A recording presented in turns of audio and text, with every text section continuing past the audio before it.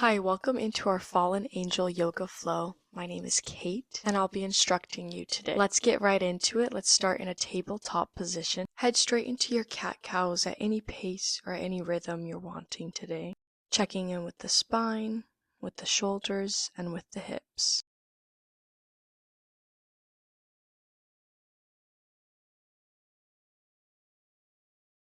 Find 1 to 2 more rounds of cat-cow, and then find your neutral position, flip the fingertips back towards the knees, and find your cow pose. Open up the wrist by leaning forward and back. I like my toes curled under here just for more space for my hips to open up. Gently flip one backhand to the earth and find your cat pose. You can gently lean back if that feels nice. After a few seconds, come back to neutral and flip to the other backhand.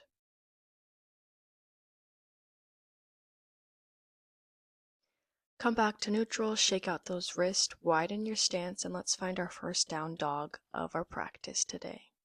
Finding any stillness or any movement. On your next inhale, let's come to our plank position. Slide the right palm towards the center of your mat, and let's open up into our side plank pose. You can find any variation here.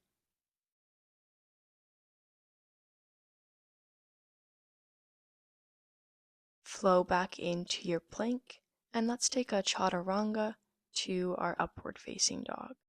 Letting your breath lead your movement, inhaling to open up the heart, exhaling back to down dog. And let's flow to the other side, find your plank, left hand comes to almost the middle of the mat, open your heart over to the right. Find any variation, it doesn't have to look the exact same as the other side. On your exhale, find your plank, inhale to prepare, exhale chaturanga, inhale upward facing dog.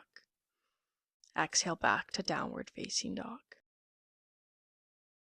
You can take an optional child's pose just for a little break on our wrists since we will be using them a lot today.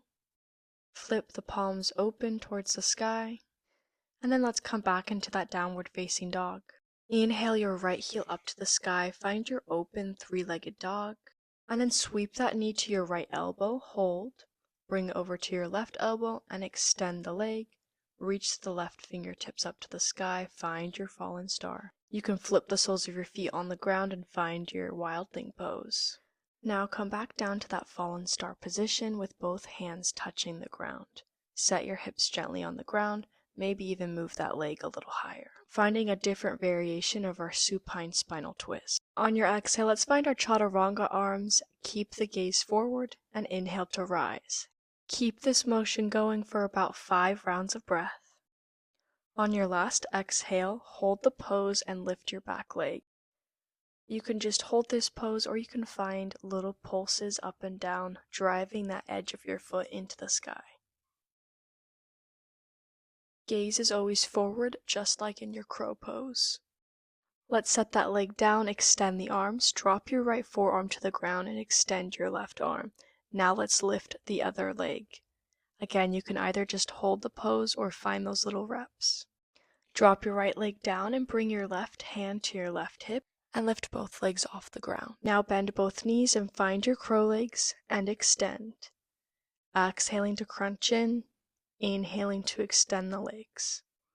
You can set your legs down in between each rep if you need, or just continuously do this movement. Maybe even touch your forehead to your knee. Let's extend our legs and twist back towards the center with both arms extended. Sweep your left leg forward past your right leg, and as you sweep it back, bend at the elbows, keeping the gaze forward. Exhaling to lower, inhaling to rise. And find your own rhythm, find your pace. Last exercise on this side, extend both legs and arms and roll onto your glutes, bringing that right leg just above the left knee, finding your figure 4. Inhale to extend your spine as tall as you're able, and rest here for a moment. Start to heel toe that bottom foot over to the right side, dropping the right sole of the foot to the ground, and twisting into your Lord of the Fishes pose. This twist can be as intense as you'd like.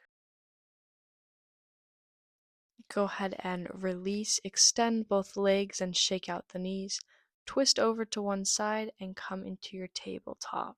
Pick up those hips back into downward facing dog and let's go into the other side. Left heel lifts up to the sky, open up that hip. Bring that left knee to your left elbow, sweep it to the right. Extend the leg, extend the arm, fallen star. Maybe you find that wild thing pose. Your other side doesn't have to completely mirror your first side. Come back down to your fallen star, place both hands on the mat and set that hip down on the ground, finding your prone spinal twist. Let's head back into those chaturanga push-ups, keeping the gaze forward. After that 5th inhale and exhale, hold at the bottom, lift the right foot off the ground, maybe find those pulses, find about 10 or so reps. Keeping those triceps engaged. Lift your chest, set your left forearm down on the ground, extend your right arm, and let's lift that left leg off the ground. Press the inner part of your leg into the sky.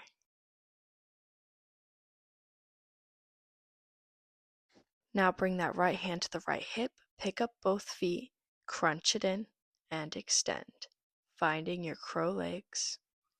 Using your core to crunch yourself into a very tight ball, and then extending the toes as far as you're able.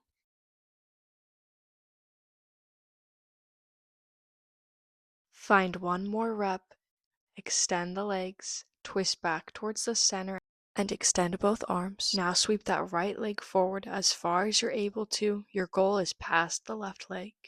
As you sweep it back, you're bending at your elbows.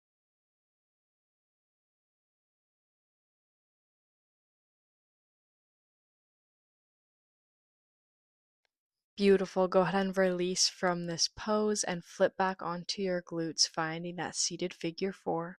This time left foot is just above the right knee. You can find some gentle rocks if that feels nice for that left hip. Heel toe the right foot over to the left, dropping down the left sole of the foot onto the earth. Both sit bones are on your yoga mat, and find your Lord of the Flies pose. Maybe that gaze is just to the side or it's completely over your shoulder. Come back to neutral position, shake out the legs, shake out the knees, and then twist back over into your tabletop pose. Find your downward facing dog, and then let's walk the hands and feet to the center of your mat. Find your forward fold. Pivot your toes to one side of your yoga mat just so our hands can stay on our mat. From here, I'm finding a toe stand and then twisting over to the right to find my crow pose. Try bringing your knees as high along your triceps as you're able. Gaze sweeps over into the same direction as your knees. As you shift forward, your feet will float off the ground and you find side crow. Optional Ekapada Koundinyasana 1 by extending both legs. Bottom leg extends forward, top leg extends back. Flow back into your crow pose and set the temple of your head gently on the earth. Start to rotate your hips and your tailbone towards the sky, extending the top leg to the ceiling. Your hips will eventually come off your triceps. If you're new to this pose, you can just stay in there for a breath or two and then come out of it the way you came in. Shake out those wrists, and then let's find our well-deserved child's pose. Flipping those palms open just to release any tension here from the shoulders and connect with the earth. Start to prep your mind for the other side. It doesn't have to look exactly the same as your first side. When you're ready, find that forward fold again at the middle of your mat. Again, take this moment to release any tension from the neck, shoulders, and wrists. When you're ready, find that toe stand again, this time twisting over to the left. Stacking the knees, shifting forward. This first attempt, you can see me trying to lift my feet off the ground, which makes me fall over because I'm not leaning forward enough. As you watch my second attempt, I'm leaning forward enough so my feet float off the ground. Find your side crow, and you can find that optional Ekapada Koundinyasana 1 pose by extending both legs in a split position, and then flowing back into your side crow. The weight of this arm balance should mainly be in your hands, barely in your head. Another option is to just keep both knees bent as you rotate those hips off your tricep. Attempt to come out of this very gracefully, by either coming back into crow or just placing your shins down on the ground. Once you're done with your fallen angel, find your child's pose. That was our last pose for the day. Roll out those wrists. Let your body know you're done with your flow. Thank yourself for practicing your balance, practicing your strength, practicing your mindfulness. This pose can be really intense for the neck, so in this child pose you can roll your forehead side to side. Next, inhale, roll up into your hero pose. If you enjoyed this video, go ahead and like and subscribe for more yoga videos. Namaste.